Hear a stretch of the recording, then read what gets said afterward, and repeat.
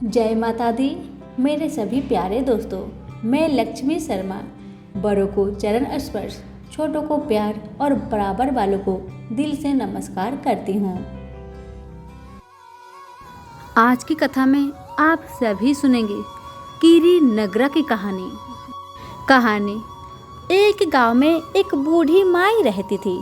उसके 2 बेटे तथा बहुएं थी। बुढ़िया माई भगवान श्री हरि विष्णु की परम भक्त भी थी और अपने आप को दान धर्म में, पुण्य कर्मों में लगाए रखती थी। परंतु बुढ़िया माई कभी भी मंदिर और सत्संग में वह तीर्थ स्थानों पर नहीं जाती थी। एक बार की बात है, एक गांव में भगवत कथा हो रही थी। बेटे ने कहा, माँ आप सारा दिन घर में रहती है, आप मंदिर में भी भगवत कथा सुनने क्यों नहीं जाती? बूढ़ी माई ने अपने बेटे का मन रखने के लिए कह दिया कि आज जाऊंगी, परंतु नहीं गई। ऐसा करते करते 6 दिन निकल गए। बुढ़िया माई के बेटे ने कहा, माँ आज अंतिम दिन है, आज तो कथा सुनने आपको जाना ही पड़ेगा। सारा दिन घर का काम करके बूढ़ी माई ने जाते जाते इतनी देर कर दी कि अंतिम दिन भी, भगवत कथा भी समाप्त हो गई। भगवान श्री हरि विष्णु सन्यासी का रूप धारण करके बूढ़ी माई के पास आए और बोले, बूढ़ी माई तुम कहाँ जा रही हो? बूढ़ी माई ने कहा, मैं भगवत कथा सुनने जा रही हूँ। तब सन्यासी रूपधारी भगवान श्री हरि विष्णु ने कहा, अब इतनी देर से क्यों जा रही हो? वहाँ तो अब कथा समाप्त हो गई है, अब वहाँ जाकर क्या करोगी? बुढ़िया माई ने कहा, अब घर से निकली हूँ तो जरूर जाऊंगी। अब सन्यासी रूपधारी भगवान श्री हरि विष्णु ने कहा, अब कथा समाप्त हो गई, भक्त लोग भी अपने अपने घर चले गए, अब तुम वहां से क्या लाओगे? तो बुढ़िया माई बोली, कुछ नहीं तो मैं वहां से एक ईंट ही उठा लाऊंगी। तो सन्यासी रूपधारी भगवान विष्णु बोले, तुम वहां से मिट्टी की ईंट लाओगे, उसके बदले में मैं तुम्हें एक सोने की ईंट दे देता हूँ। बूढ़ी माई ने ईंट को ले ली और अपने घर की तरफ चल पड़ी और विचार करने लगी कि यदि यह ईंट मैं घर लेकर जाऊंगी तो बेटे बहू झगड़ने लगेंगे, इसलिए घर के आंगन में बाहर ही बूढ़ी माई ने वह ईंट जमीन में गाड़ दी। परंतु अब बूढ़ी माई का ध्यान उस ईंट पर ही रहने लगा। खाने पीने, घर के काम करने में सदैव बुढ़िया माई अपना ध्यान सोने की ईंट पर लगाए रखती थी। बेटे बहू ने पूछा, माँ पूरे दिन घर के आंगन में क्या करती रहती हो? तो बूढ़ी माई ने कहा, मैं आने जाने वाले को देखते रहती हूँ।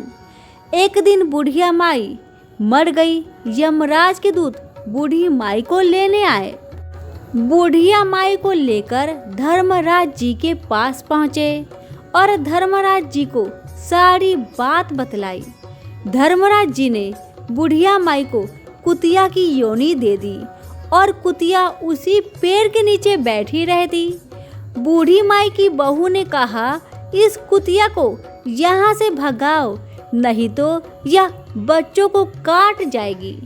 तो उसके बेटे ने उसकी पीठ पर एक लकड़ी मारी और बुढ़िया माई मर गई। और फिर उसको सर्प की योनि मिली। आंगन में सर्प को देखकर बेटे बहू ने कहा, किसी को काट ना ले, इसी डर से उस सर्प को मार दिया।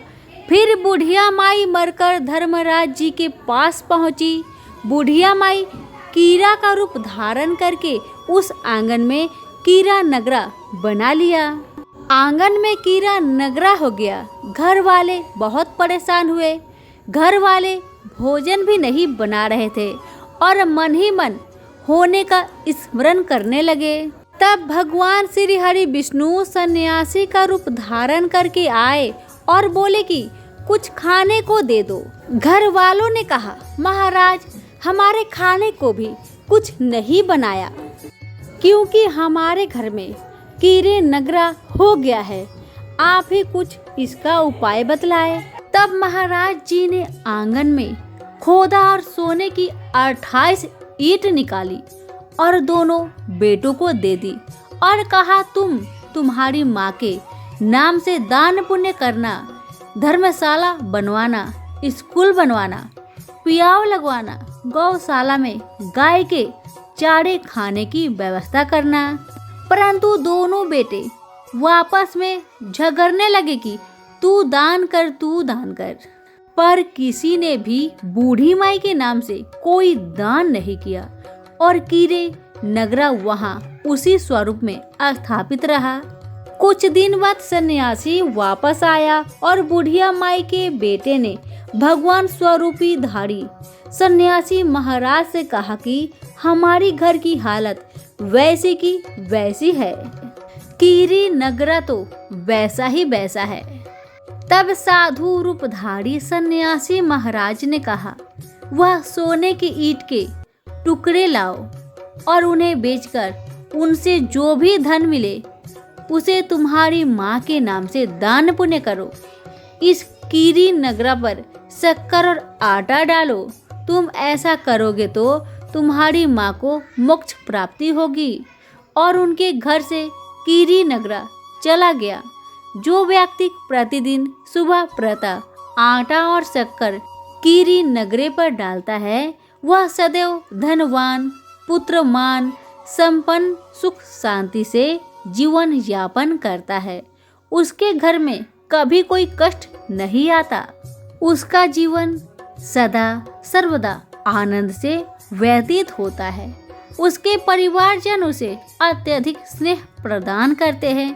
कीरी नगरा प्रतिदिन सींचने से, कीरी नगरी की कहानी सुनने से, दान पुण्य व धर्म कार्यों में रुचि लगाने से जीवन उत्तम हो जाता है।